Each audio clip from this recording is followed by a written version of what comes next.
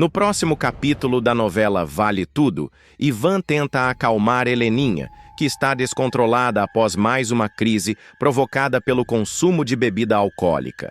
Ele a abraça com firmeza, tentando convencê-la a procurar ajuda, mas ela resiste, gritando que ninguém a compreende. Jarbas e Consuelo, do outro lado da cidade, demonstram preocupação com a situação de André, que tem recebido apoio financeiro de um benfeitor misterioso. O casal teme que o jovem esteja sendo manipulado e alerta o rapaz sobre a importância de descobrir quem está patrocinando. Enquanto isso, Maria de Fátima, sempre ambiciosa, articula um novo plano. Sugere que César e Olavo roubem um quadro valioso da casa de Heleninha para vendê-lo no exterior. Ela acredita que a peça renderá uma fortuna e abrirá caminho para a próxima investida financeira do trio. Marco Aurélio, preocupado com as finanças da TCA, manda Mário Sérgio reduzir imediatamente a verba de marketing, irritado com os recentes fracassos da empresa. Antes de continuar, clique no botão de gostei, se inscreva no canal e comente de qual cidade você assiste a novela. Dias depois, Eugênio dá falta do quadro e logo descobre que a obra de arte de Heleninha foi roubada. A notícia se espalha e provoca grande repercussão. No escritório da TCA, Marco Aurélio se irrita ainda mais ao saber que o sheik árabe, que negociava diretamente com ele, decidiu fechar negócio com Odete Reutemann, minando sua autoridade na empresa. Em meio a esses conflitos, Daniela flagra André em um momento íntimo com Aldeide e se decepciona profundamente. Já Olavo apresenta Walter a César, formando uma nova aliança perigosa. Maria de Fátima, com pressa de executar seus planos, ordena que Marco Aurélio transfira César. O ápice da tensão acontece quando Odete entra inesperadamente na sala de Marco Aurélio e dá de cara com César, criando um climão e fazendo os olhos da vilã se estreitarem com desconfiança. César leva Odete para um terreno baldio e a domina sobre o capô do carro. O clima de tensão, desejo e manipulação entre César Ribeiro e Odete Reutemann vai atingir níveis ainda mais elevados. O modelo, ambicioso e estrategista, resolverá dar passos ousados para conquistar definitivamente a confiança e o corpo da mulher mais poderosa da TCA. Ciente de que Odete valoriza o inesperado, a ousadia e o domínio, ele arquitetará um encontro nada convencional, que acabará em uma cena quente, crua e carregada de segundas intenções.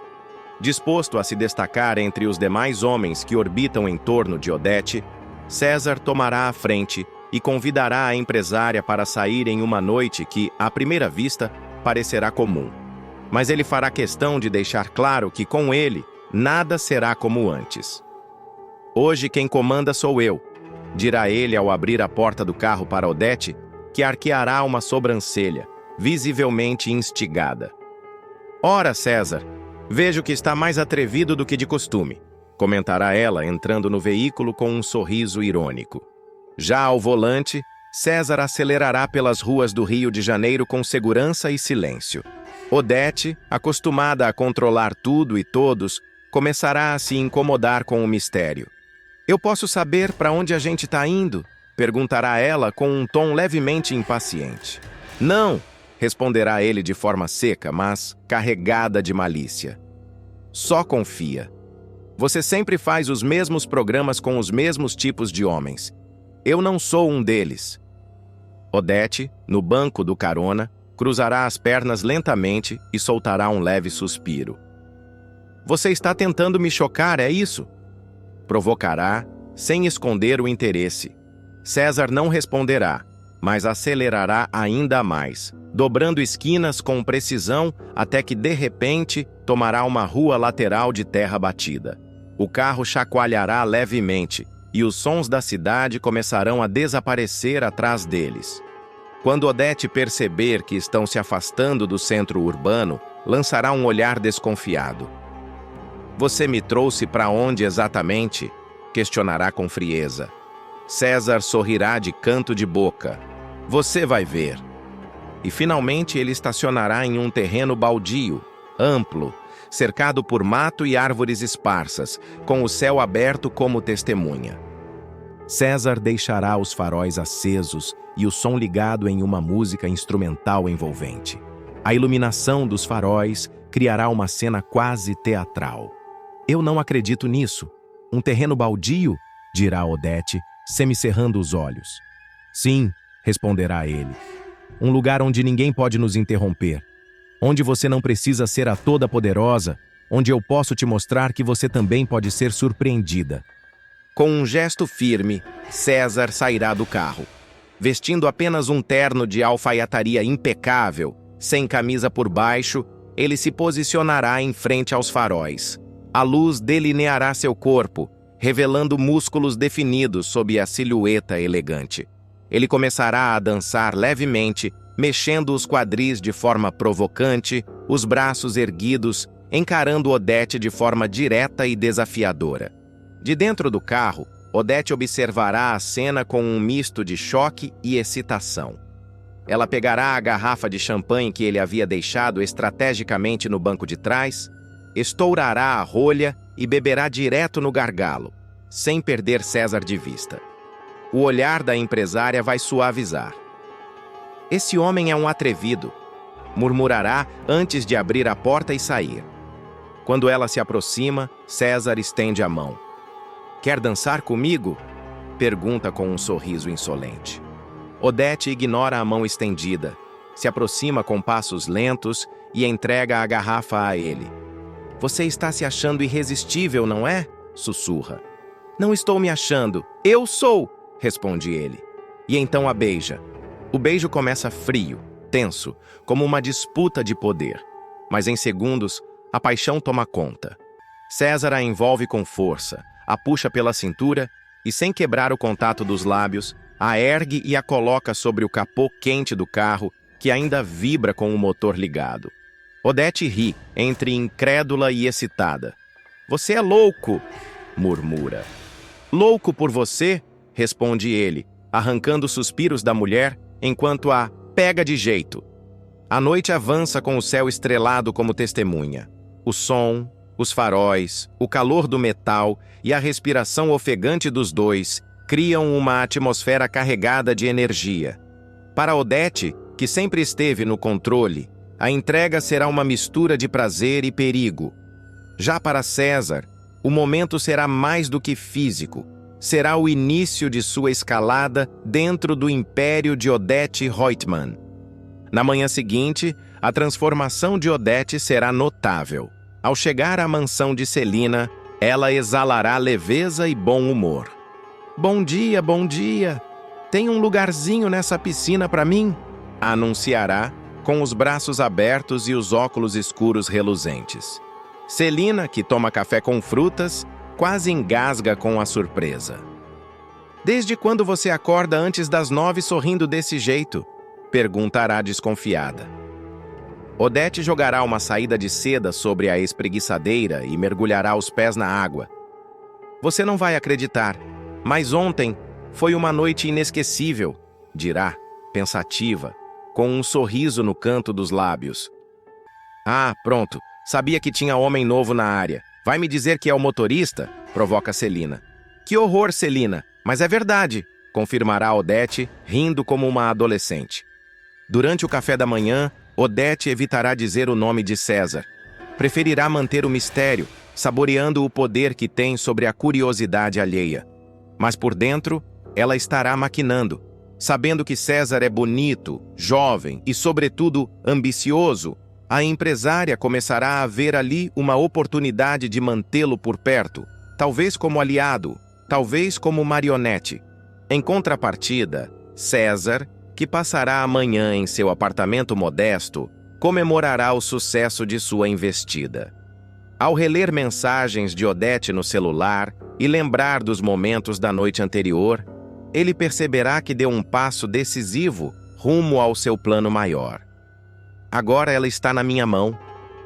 Pensará em voz alta, acendendo um cigarro enquanto fita o espelho com ar confiante.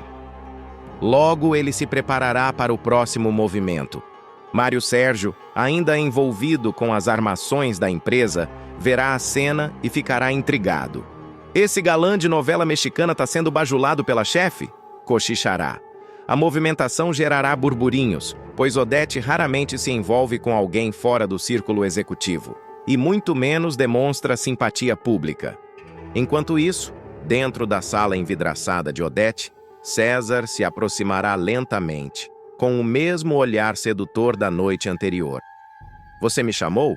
perguntará, fingindo inocência. "Chamei", responderá ela, debruçando-se sobre a mesa. "Quero repetir a nossa noite, mas dessa vez num lugar mais confortável." O relacionamento quente e perigoso entre César e Odete Reutemann vai pegar fogo, e não apenas sob os lençóis. Depois da noite intensa no terreno baldio, o modelo ganhará cada vez mais espaço na vida da empresária.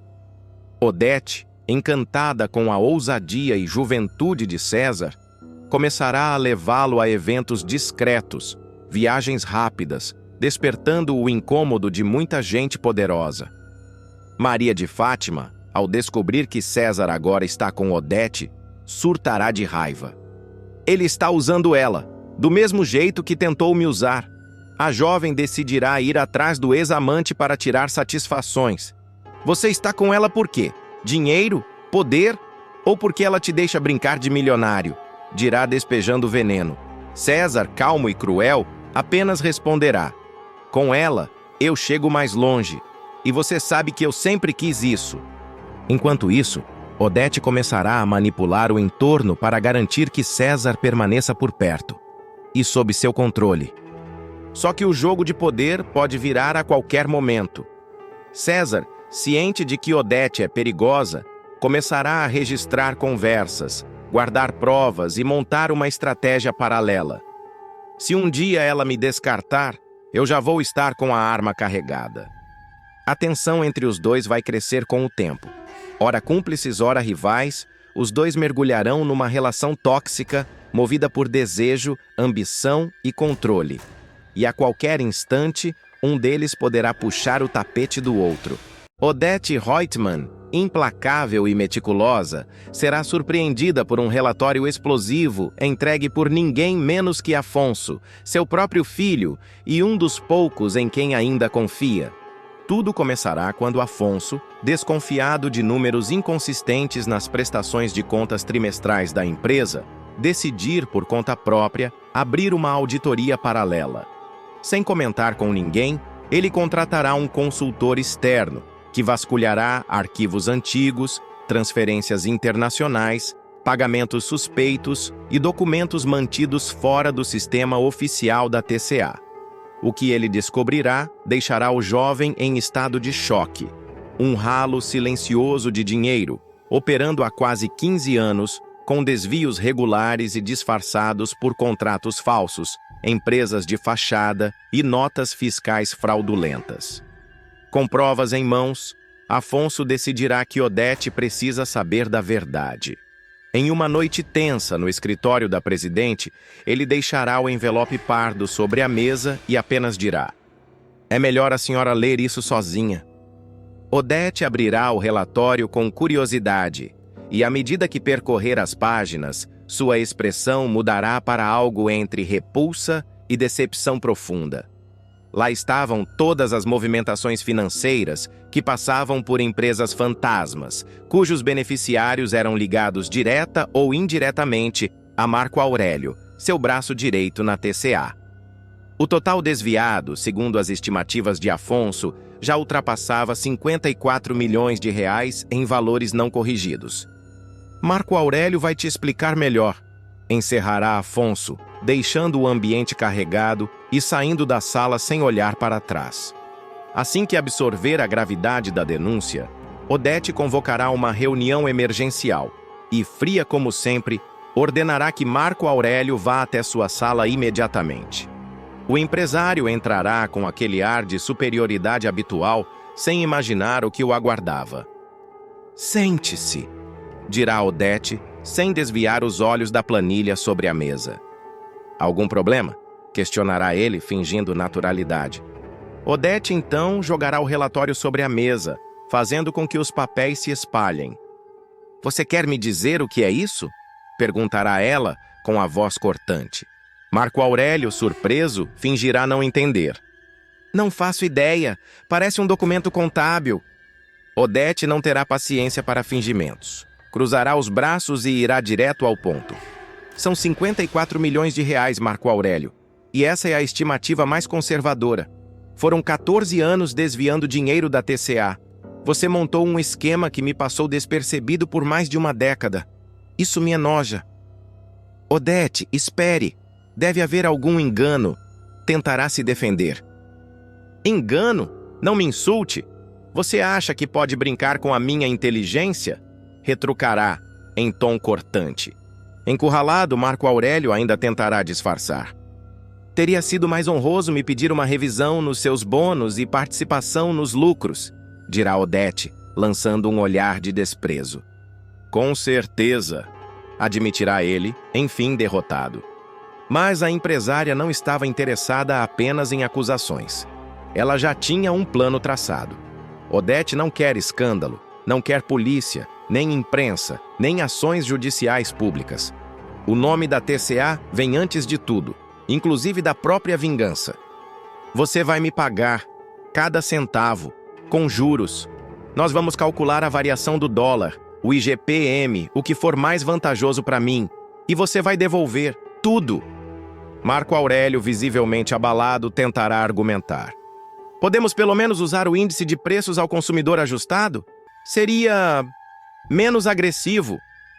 Você não está em posição de negociar nada, Marco Aurélio. Nada. Perfeitamente, sussurrará ele, já sem forças. A partir desse momento, Odete ordenará a seus advogados de confiança que elaborem um plano de recuperação de recursos, envolvendo a venda de bens do acusado, congelamento de contas no exterior, levantamento patrimonial e rastreamento de investimentos escondidos. Você vai vender sua casa, seu carro, suas ações, vai abrir mão de tudo, e quando ainda faltar dinheiro, vamos conversar sobre sua aposentadoria antecipada, sua coleção de obras de arte e até aquele apartamento em Miami. Marco Aurélio suará frio, mas ainda tentará uma cartada desesperada. E se eu sumisse? E se eu deixasse tudo isso para trás? Odete se levantará, aproximando-se lentamente dele. Eu tenho gente que te encontraria em qualquer canto do planeta. Se você tentar fugir, Marco Aurélio, vai descobrir que o inferno que te espera não tem retorno. Ele engolirá seco, percebendo que qualquer saída que pensasse em usar estava trancada por cadeados invisíveis, todos com a chave nas mãos de Odete Reutemann. Em paralelo, Afonso não descansará. Com o apoio de Ivan, ele revisitará contratos e documentos assinados por Marco Aurélio nos últimos anos, descobrindo que parte do esquema envolvia marcas subsidiárias criadas para encobrir rombos internos. Inclusive, uma dessas empresas, registrada em nome de um laranja, terá recebido repasses da TCA que somavam mais de 2 milhões por ano, supostamente para serviços de consultoria externa de inovação. Nunca ouvi falar dessa empresa, comentará Ivan ao cruzar os dados. Ela não existe. É só fachada. Mais um fantoche do Marco Aurélio, confirmará Afonso. Enquanto isso, dentro da TCA, o clima será de tensão total. Muitos funcionários começarão a notar mudanças no comportamento da alta diretoria. Reuniões emergenciais, portas fechadas, troca de olhares, telefonemas sussurrados. Circulam rumores de que algo muito grande está para explodir, e alguns já suspeitam que Marco Aurélio está envolvido. Em casa, o executivo passará a ter noites insones. Tentará convencer a esposa a vender a casa de campo. Ligará para sócios antigos pedindo empréstimos emergenciais. Irá visitar galerias onde tem quadros guardados e tentará negociá-los por valores altíssimos, tudo para não ser completamente destruído pela fúria fria de Odete. Mas será em um café da manhã, poucos dias depois, que a empresária mostrará o quanto ainda é a maior estrategista do jogo corporativo. Ela receberá Marco Aurélio com uma xícara de chá e um dossiê novo. Aqui está a projeção de quanto você me deve com as devidas correções. Assine. Isso é só o começo. Marco Aurélio pegará o documento e, antes de abrir, olhará fixamente para ela. Você quer me quebrar? Odete sorri sem piscar. Eu quero que você se lembre todos os dias que ninguém rouba de mim. Ninguém. E o jogo estará apenas começando. O cerco contra Marco Aurélio continuará se apertando. Enquanto ele assina os papéis preparados por Odete com as mãos trêmulas, tentando manter a dignidade que lhe resta, a empresária já estará vários passos à frente. Terá colocado um detetive particular para investigar todos os destinos do dinheiro desviado, inclusive contas bancárias em paraísos fiscais, criptomoedas ocultas, imóveis em nome de terceiros e investimentos camuflados sob empresas fantasmas. A cada nova descoberta, um novo dossiê será entregue sobre a mesa da sala de reuniões, acompanhado de recibos, fotos e gravações. Você realmente achou que poderia me enganar por tanto tempo? Repetirá Odete enquanto folheia os relatórios sem sequer olhar para ele. Você me deve a sua carreira, me deve tudo, e agora vai me pagar. O clima na TCA se tornará insustentável. Ivan, ao descobrir parte das fraudes e omissões nos documentos financeiros, terá uma conversa direta com Afonso. A gente sempre suspeitou que havia algo errado. Mas isso é criminoso, e se isso cair na imprensa, a empresa afunda. Afonso concordará, resolver tudo sem ruídos externos, por dentro, como Odete sempre preferiu. Tiago, por sua vez, estranhará o comportamento do pai e começará a perguntar sobre os negócios. Marco Aurélio, pressionado, começará a dar respostas evasivas. O jovem, que já vive em crise existencial, sentirá uma mistura de repulsa e desilusão ao perceber que o homem que sempre admirou está envolvido até o pescoço em um esquema de corrupção bilionário. Uma cena intensa ocorrerá quando Tiago enfrentar o pai. Me diz a verdade. Foi você? Você roubou tudo isso da empresa da minha família? Marco Aurélio hesitará, tentará mentir. Mas Tiago, com os olhos marejados, cortará qualquer explicação. Você não é mais meu pai. Você é só mais um ladrão engravatado. Marco Aurélio, desmoralizado, verá sua vida desmoronar diante de seus olhos. Seus antigos aliados se afastarão. Seus convites para eventos sociais serão recusados. Seus cartões serão bloqueados. Seus filhos o rejeitarão. E a única coisa que lhe restará será o peso da própria consciência. E a certeza de que mexer com Odete Reutemann foi o maior erro de sua vida. Afonso finalmente tomará uma atitude que o público já aguardava há muito tempo. Ele irá até Solange, cabisbaixo e arrependido, para pedir perdão por ter trocado a mulher que amava por Maria de Fátima. A atitude do herdeiro da TCA virá depois de um momento devastador, em que ele flagrará a vilã nos braços do amante dentro do apartamento deles. A cena será de cortar o coração. Maria de Fátima tentará argumentar, dirá que é tudo um mal-entendido, que César é apenas um amigo antigo que foi visitá-la, mas nada convencerá Afonso. O bilionário perderá a paciência, expulsará a esposa de casa sem piedade e ficará completamente arrasado. Sozinho na cobertura luxuosa, ele passará noites sem dormir, andando de um lado para o outro, remoendo as próprias escolhas.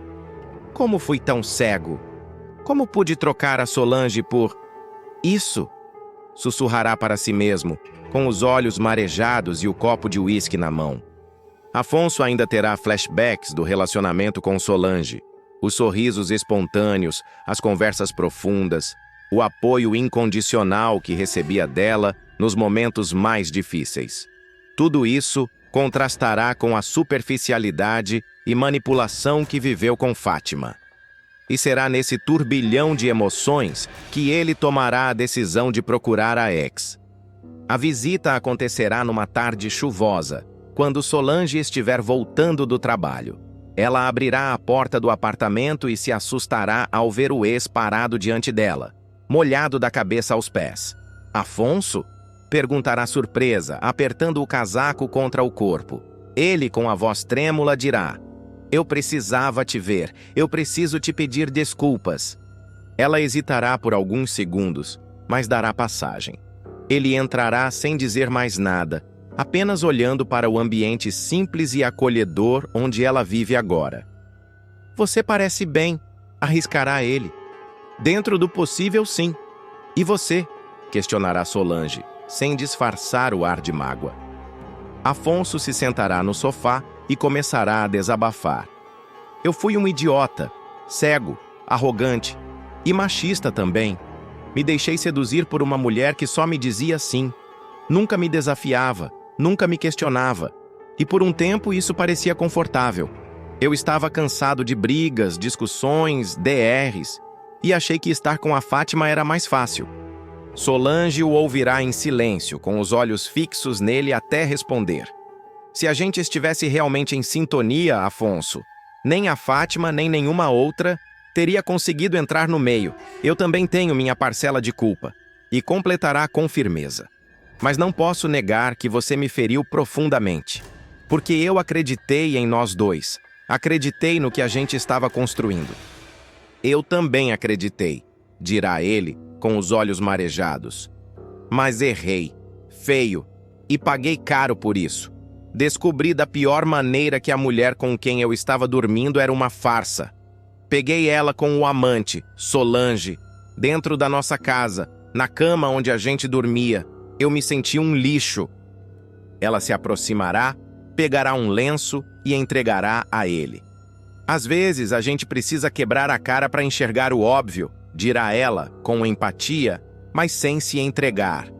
O clima entre os dois será carregado de emoção, mas também de distância. Ainda assim, Afonso insistirá. Eu precisava vir aqui te dizer isso, que eu me arrependo, que mesmo que você nunca mais olhe na minha cara, eu precisava te pedir perdão. Solange respirará fundo e soltará uma bomba. Eu estou grávida. O impacto será imediato. Afonso empalidecerá. Grávida? Perguntará quase sem voz. Mas você é meu? Balbuciará hesitante.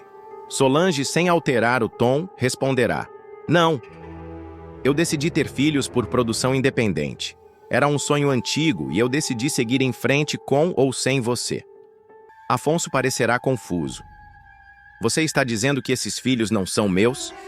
Estou dizendo que no papel não são, mas biologicamente são, dirá ela, revelando o segredo com um olhar firme. Eu usei o material genético que você doou anos atrás, antes mesmo da gente se conhecer. É uma longa história, mas esses gêmeos que estou esperando são seus filhos. Afonso ficará em choque, tentando absorver tudo. Isso muda tudo, dirá ele com a voz embargada.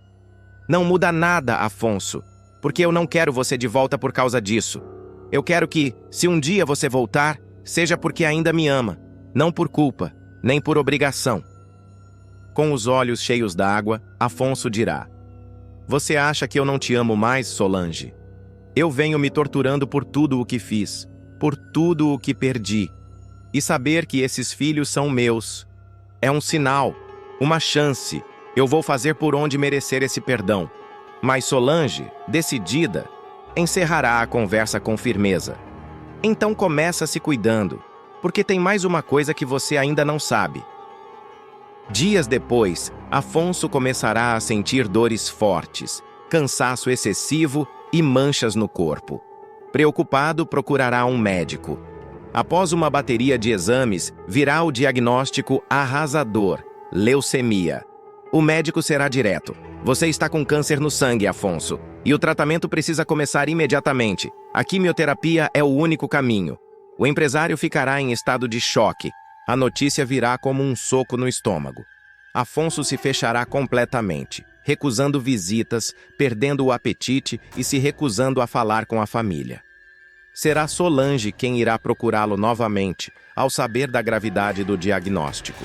Ela invadirá o apartamento dele sem aviso. Encontrará o ex-namorado jogado no sofá, pálido, com olheiras profundas.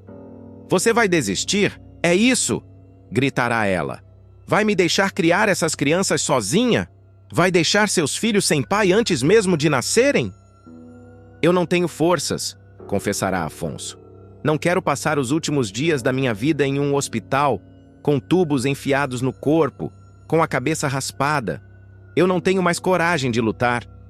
Solange, emocionada, se aproximará e segurará a mão dele. Você tem 2 motivos dentro de mim. 2 corações batendo que são metade seus.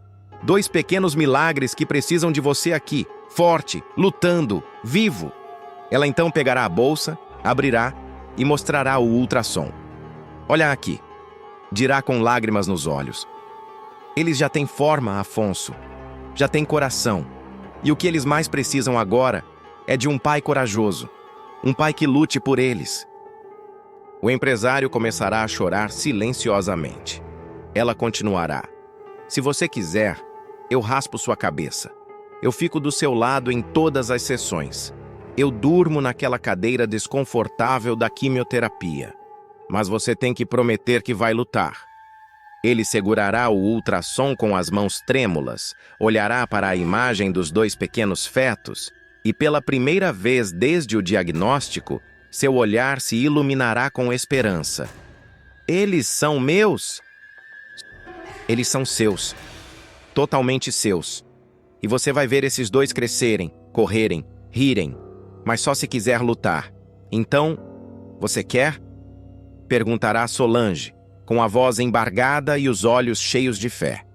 Afonso fechará os olhos, respirará fundo, e quando abri-los novamente, uma nova determinação estará presente em seu olhar.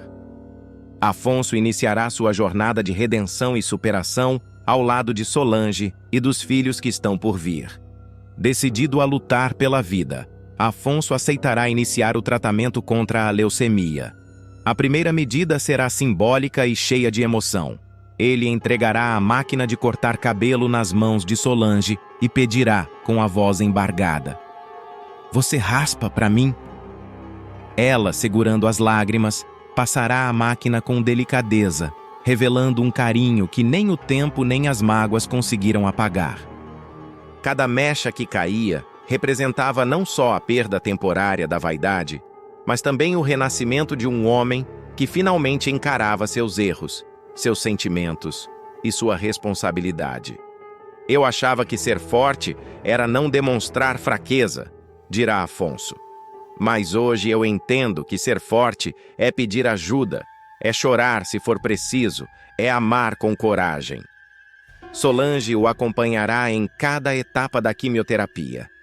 Enquanto o bilionário se submetia às sessões cansativas no hospital, ela lia histórias, segurava sua mão e mostrava as evoluções da gestação com ultrassons e vídeos dos batimentos cardíacos dos gêmeos. Em um dos momentos mais tocantes, Afonso beijará a barriga de Solange e prometerá: "Eu vou vencer. Por vocês 3, por mim.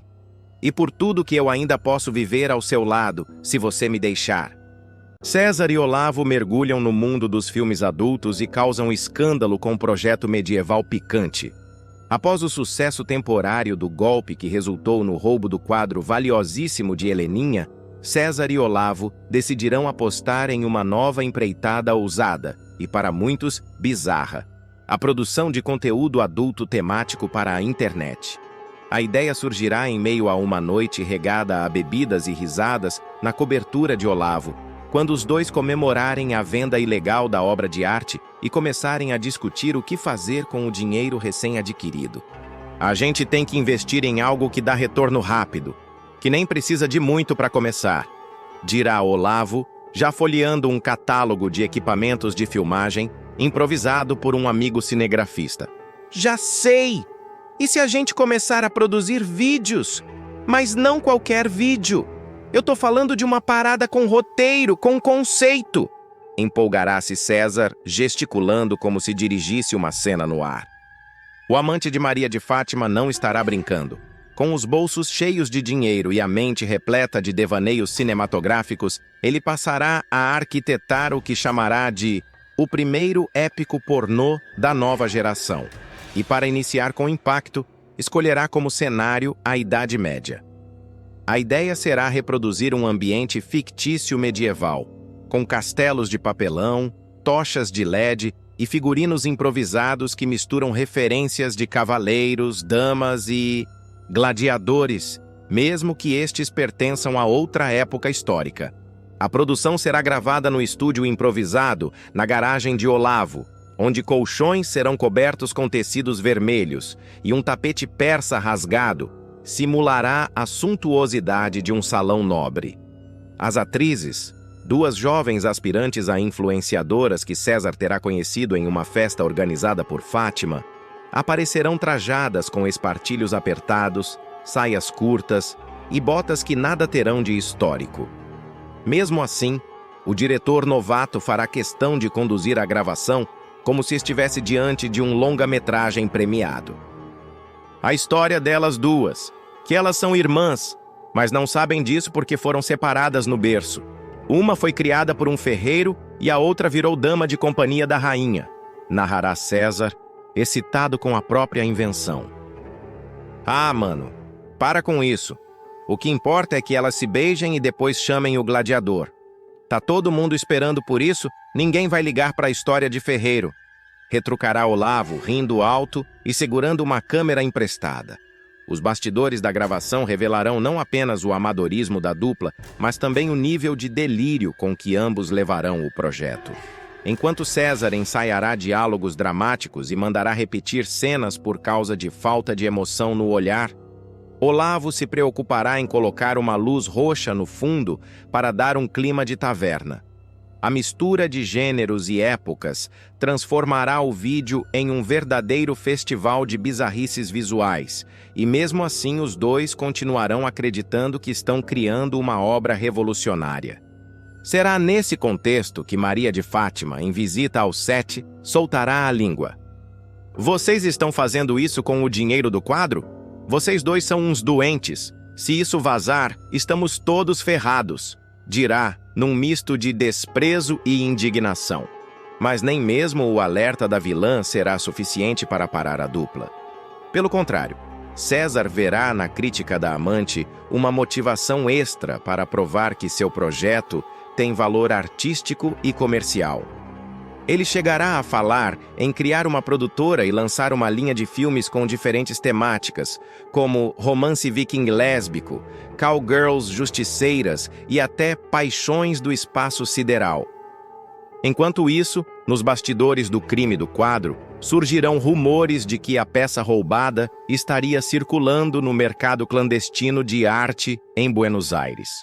Um colecionador anônimo, ao saber da procedência da obra, ameaçará denunciar os envolvidos caso descubra que foi enganado. A tensão aumentará nos bastidores da produção, mas César e Olavo, cegos pelo sucesso do vídeo medieval, que será vazado e viralizará como meme nas redes sociais, ignorarão qualquer ameaça externa. Será nesse momento de fama duvidosa que Walter, o namorado secreto de Odete Reutemann, descobrirá o projeto inusitado da dupla. Em uma madrugada solitária, navegando pela internet em busca de diversão discreta, o empresário dará de cara com a versão pirata do vídeo e reconhecerá a voz de Olavo na narração inicial. Curioso e animado, ele marcará um encontro com os dois e fará uma proposta indecente. Escutem, eu gostei da estética. É tosca, mas tem algo ali. Ousadia. Quero contratar vocês para fazer algo personalizado. Um presente para uma mulher poderosa. Mas tem que ser de bom gosto. Nada de gladiadores fora de contexto, dirá Walter com um sorriso ambíguo no rosto. César enxergará ali uma nova possibilidade de expandir o negócio. Produzir vídeos eróticos sob encomenda para milionários excêntricos. Olavo, por sua vez, já pensará nos lucros. Você paga adiantado? A gente faz uma versão tipo Odete em Paris ou A Senhora e o Mordomo. Vai bombar. Os dois passarão a planejar uma nova fase da produtora, com estúdios melhores, elenco fixo e até um casting aberto na TCA, que será feito às escondidas, claro. com a ajuda de uma maquiadora freelancer que trabalhará na TCA e topará o extra, eles improvisarão testes de câmera com figurinos luxuosos e luzes difusas, tentando criar algo que classificam como pornô de arte. Enquanto o império pornô de César e Olavo ganha forma, rumores começarão a circular nos bastidores da empresa sobre o paradeiro do quadro de Heleninha. Bartolomeu, desconfiado do comportamento recente de César, começará a segui-lo discretamente e anotará encontros suspeitos com colecionadores e marchands. A tensão se intensificará quando um dos artistas contratados para a decoração do novo estúdio reconhecer a peça original escondida atrás de um biombo e ligar para uma amiga que trabalha no museu da cidade. Isso aí é o quadro da Heleninha. Mas, impossível, ele foi roubado, sussurrará a artista, mandando fotos para a amiga conservadora de arte. Com os holofotes começando a se voltar para o estúdio de conteúdo adulto, César e Olavo decidirão rebatizar a produtora como Visão Alternativa Filmes e tentarão legalizar parte do lucro para justificar o dinheiro circulando. Inventarão uma fachada de agência de casting teatral experimental e pagarão um contador para simular notas fiscais fictícias de gravações corporativas. A situação, no entanto, sairá do controle quando Odete Roitman, sem saber da relação de Walter com os vídeos, descobrir uma caixa com figurinos, roteiros e pendrives escondida na cobertura do namorado. Furiosa, a megera exigirá explicações. "Walter, o que é isso? Isso aqui é um bordel cinematográfico?" gritará ela, atirando uma peruca loira em cima da mesa de vidro. Walter tentará amenizar a situação. "É uma brincadeira artística, uma homenagem a você. Estou investindo no seu talento escondido." Mas Odete, ultrajada, se afastará do namorado e contratará um detetive para seguir todos os passos de César e Olavo. Ao mesmo tempo, os vídeos começarão a circular em grupos privados de empresários e políticos, gerando uma avalanche de repercussões inesperadas para todos os envolvidos. César, sempre apaixonado pelo glamour do proibido, não perceberá que está sendo monitorado e ainda chamará Fátima para fazer uma ponta como Rainha Cruel em uma nova produção. A filha de Raquel, temendo ser reconhecida, exigirá o dobro do cachê e pedirá que seu rosto seja coberto por uma máscara dourada. A nova produção se chamará Reino dos Prazeres Proibidos e será anunciada como o maior investimento da dupla até então. No entanto, o que César e Olavo não sabem é que alguém muito próximo a eles está prestes a entregar todo o esquema às autoridades, em troca de imunidade. Você acha que a Maria de Fátima e o César devem ir para a cadeia? Sim ou não? Deixe a sua opinião nos comentários. Odete suborna Fernanda e oferece R$100 mil para ela terminar com Tiago. A relação entre Tiago e Fernanda viverá um abalo profundo. A jovem estudante de veterinária e filha de Eunice será alvo da fúria elitista e manipuladora de Odete Roitman. Sem o menor pudor, a vilã tomará uma atitude repulsiva, oferecerá dinheiro para que Fernanda se afaste do rapaz. R$100 mil! E não se fala mais nisso, cravará a megera, com seu tom frio e autoritário. A cena provocará um colapso emocional em Fernanda, que sairá da mansão dos Roitman completamente abalada e envergonhada com o que ouviu. Tudo começará de forma aparentemente inofensiva quando Tiago convidar Fernanda para conhecer a família. A estudante hesitará, insegura com a ideia de conhecer os parentes do namorado, principalmente diante da fama que corre sobre Odete e sua postura inflexível com quem não compartilha da mesma classe social. Mas, diante da insistência de Tiago e do carinho que sente por ele, ela acabará cedendo. Eu não quero que você fique desconfortável, mas eu quero muito que minha família te conheça. É importante para mim, dirá o rapaz, acariciando o rosto da namorada. Fernanda, com um sorriso tímido, responderá: Tá bem, eu vou, mas só se você prometer que vai ficar o tempo todo do meu lado. Tiago prometerá e preparará tudo para recebê-la em grande estilo na mansão dos Roitman. No grande dia, Fernanda chegará elegante, mas discreta, com um vestido floral e cabelo preso em um coque simples. Eunice, sua mãe, ajudará na produção, mesmo sem esconder a preocupação. Essas pessoas são perigosas, minha filha. Odete Reutemann não é mulher de se enganar, alertará a mãe ao ver a filha pronta para o encontro. Tiago apresentará a namorada de forma afetuosa. Essa é a Fernanda, ela é filha da dona Eunice, que é casada com o seu Bartolomeu, pai do Ivan. A jovem cumprimentará a todos com educação e visível nervosismo. Odete, do alto da escada, fará uma entrada calculada e teatral, como de costume. Ao descer e observar a moça, ela lançará um olhar clínico e debochado. Veterinária? Repetirá, após Fernanda contar sobre seus estudos. Que simpático! Dirá, com um sorriso venenoso, deixando no ar um tom de menosprezo. Durante o jantar, a conversa entre Fernanda, Heleninha e Cecília fluirá razoavelmente bem. A estudante tentará se integrar, comentando sobre os casos que atendeu na clínica escola, e Heleninha, num raro momento de leveza, se divertirá com a história de um bezerro que tomou banho de piscina. Mas Odete ficará apenas observando, silenciosa e atenta, como uma serpente à espreita. Em dado momento, Fernanda pedirá licença para ir ao banheiro. Tiago prontamente indicará o caminho. É ali no final do corredor. Se precisar de ajuda, me chama.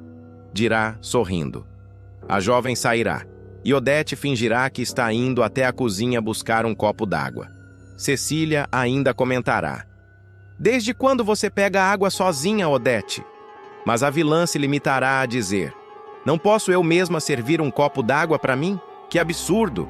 Antes de desaparecer pelo mesmo corredor. Sozinha com Fernanda, a vilã não perderá tempo.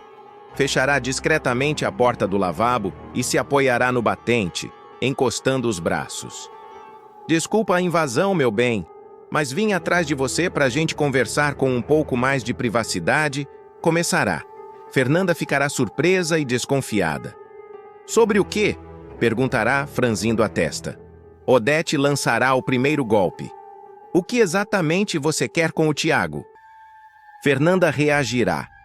Eu não quero nada, dona Odete. Eu gosto dele. A gente está se conhecendo. Mas Odete não se contentará com a resposta.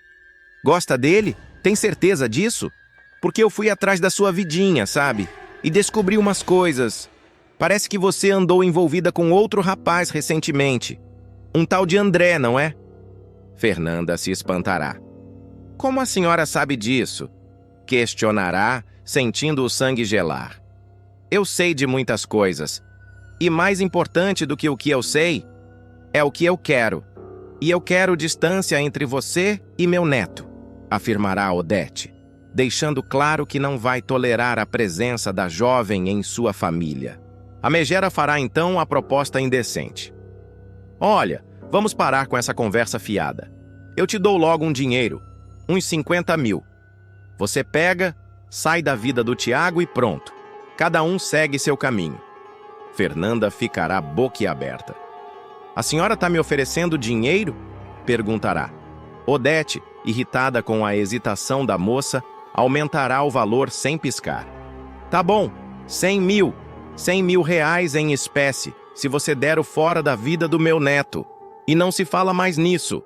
A estudante ficará paralisada, sem saber como reagir. Eu não acredito. Isso é absurdo.